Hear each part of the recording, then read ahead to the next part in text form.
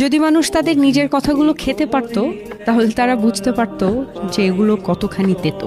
মানুষের মুখে বলা কথার একটা আলাদা শক্তি আছে।